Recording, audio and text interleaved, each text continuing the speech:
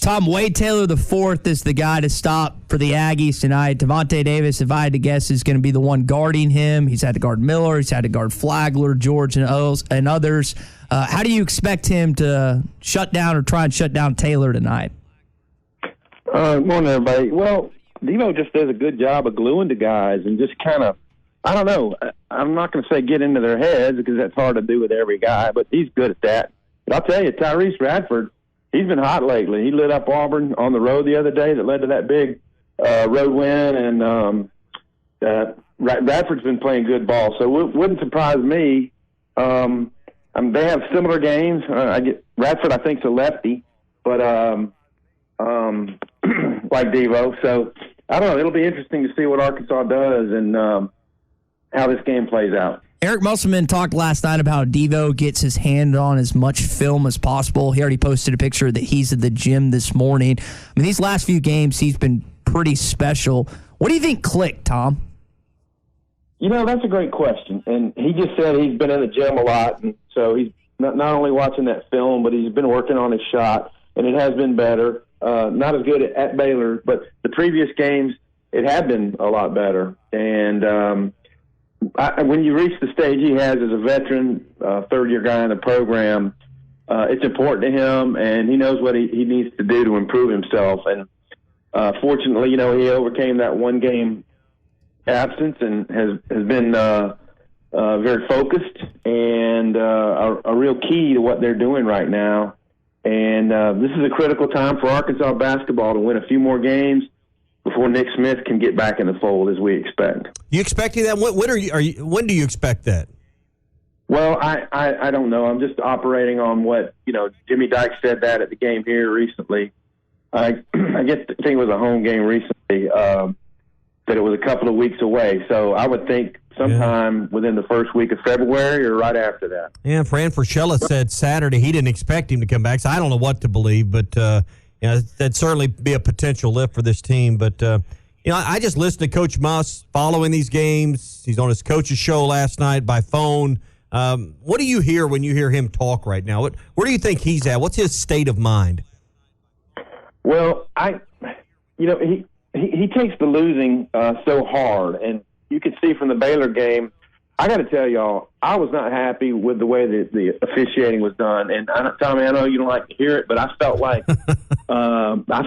Baylor was getting calls at home, and then Arkansas would be doing similar things and not getting called. Poor Jordan Walsh. I mean, there was the examination of whether he gets singled out as having fouls called on him. Well, how about fouls called against him? It just seems like he drives in and gets contact and nothing so many times.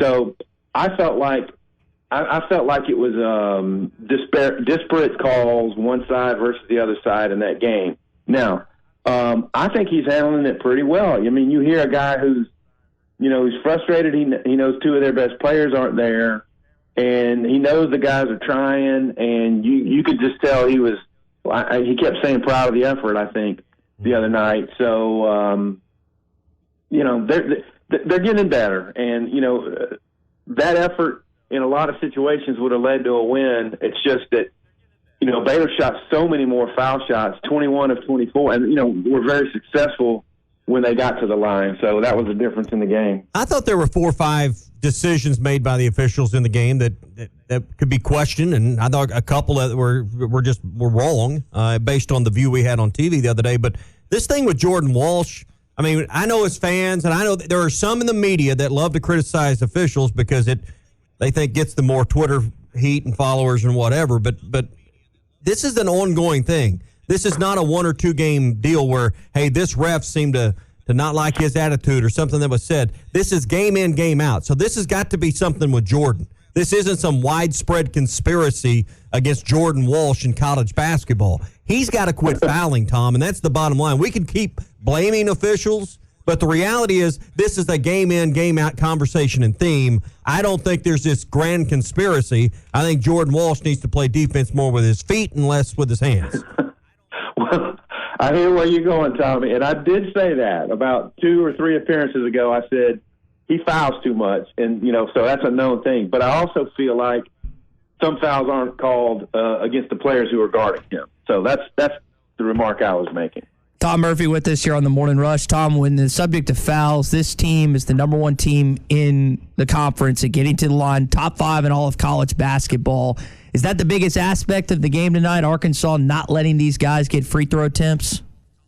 Oh, yeah, it's a huge part of it. And, I mean, they're just really a crafty team right now. And I know that they're on the outside looking in on these projections for the field, but doggone, they had some unsightly non-conference losses. But what they're doing in conference, I mean, breaking Auburn's 28-game home winning streak is, to me, that's enough to be in the field right now. And they're 7-1 in conference. I have a problem with, I don't know, the overall net rankings versus where you are right now. And right now, A&M is a tournament team in my view. There's a lot of positives to what they do. You remember last year here, it was a heck of a battle. And I was listening to the A&M radio broadcast, but the lights went out, and, boy, they were not happy when the lights went out in the closing seconds of that game. But it was a battle right to the end. I like their guard play with Taylor and Tyrese Radford, and, you know, they've got transfers in.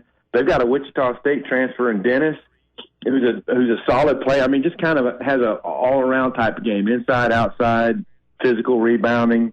And then Marble, I think he's a Michigan State transfer. So they've got Virginia Tech, Michigan State, and Wichita State transfers all doing very well. They've shortened their bench some, so we're not seeing as much Kalen Robinson and Ethan Henderson, the Arkansas transfers. But this would be a really nice win for Arkansas, and they've got to hold serve at home and somehow get one on the road down the way. Yeah, for those that don't remember, Stanley Amude dunked it at the very end of that A&M game in Fayetteville, and like Tom said, the lights went out, and I remember that being a crazy sequence right there. Muss was talking about this last night, Tom, the fact that his team's playing banged up. I mean, AB's dealing with the knee and wrist. You've got Jalen Graham is dealing with the sore Achilles. There's a bunch of guys dealing with stuff. What does it say about these guys, including Mikal Mitchell that came back early, are battling through and staying through with this gritty stuff they're having to work through?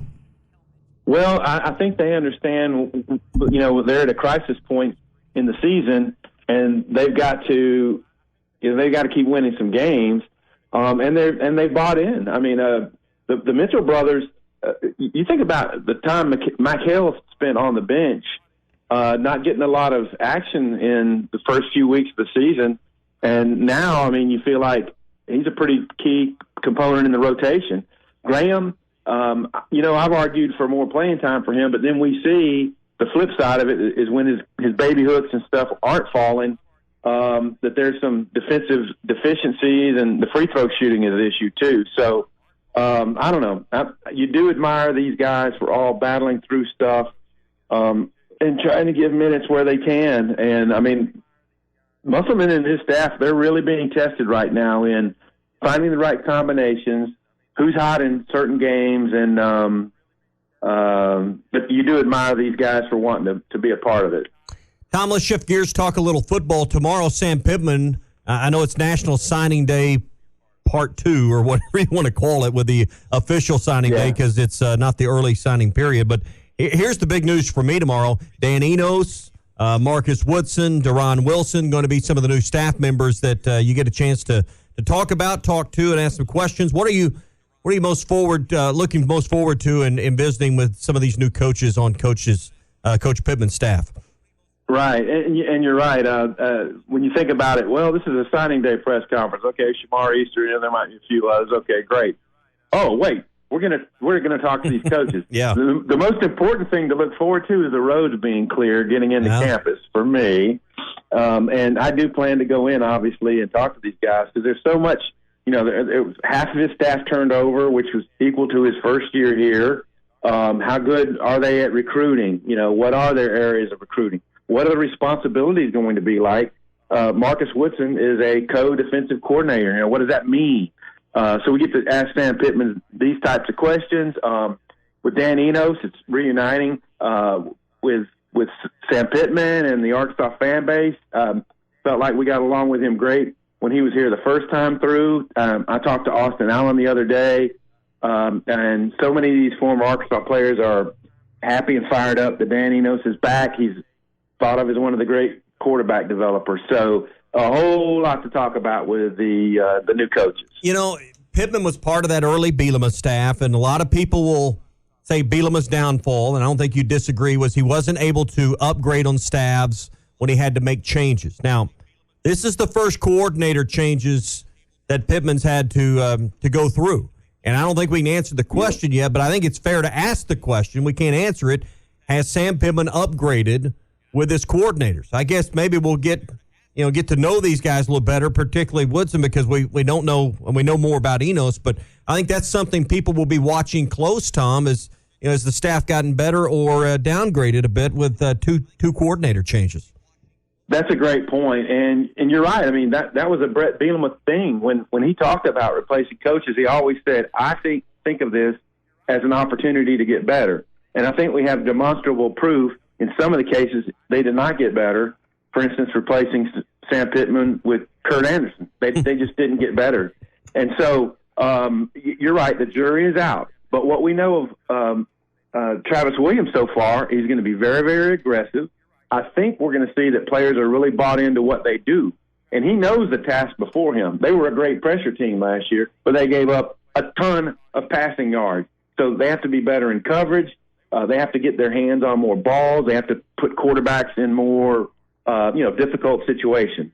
With Enos, I think there's a lot of stuff already in place, so it's a matter of getting his verbiage across, maybe improving KJ from a technical standpoint to whatever degree that you can, and then just assimilating new receivers into the system. So, that's going to be one of the funnest aspects of next year's team is, are they a better team? Do they improve statistically on defense?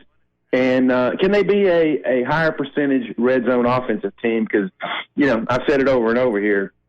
That's where they came up short last season. I'm not going to be there tomorrow, and I'm sure this question will come up, but I'm interested in hearing from Marcus Woodson's perspective, who is the co-defensive coordinator, how this co-thing is going to work with him and Travis Williams, because that is a unique aspect. I know we see that title thrown around, but how is that really going to work? Hopefully we get some light shed on that tomorrow from his perspective.